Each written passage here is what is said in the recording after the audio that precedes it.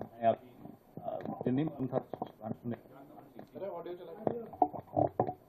मुझे नहीं मालूम था कि उन्होंने क्या कहा भाजपा के नेता ने, लेकिन मैंने अपनी प्रेस वार्ता में आपको कहा नरेंद्र मोदी का मतलब भारत नहीं हो सकता। नरेंद्र मोदी का मतलब भारतीय सेना तो कतई नहीं हो सकता।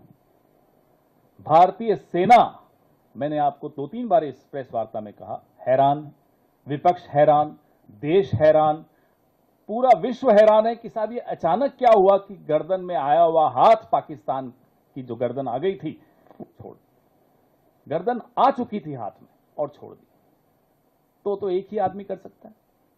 फोन आया अमेरिका से, नरेंद्र मोदी, चित्त हो गए।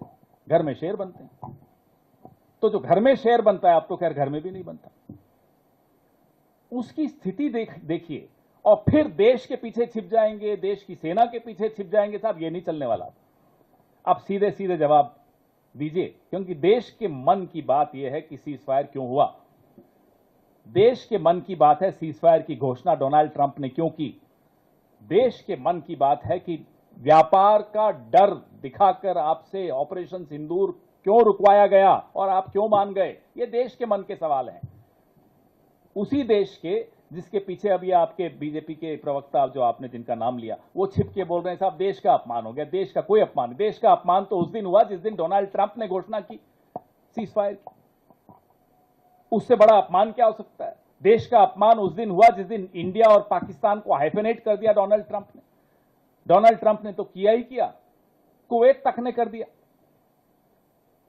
देश का अपमान उस दिन हुआ जिस दिन डोनाल्ड ट्रंप ने कहा कि मैं कश्मीर में मध्यस्थता करूंगा। कश्मीर का एक तरह से इस मुद्दे का अंतर्राष्ट्रीयकरण कर दिया और आप चुप रहे। यह होता है देश का अपमान।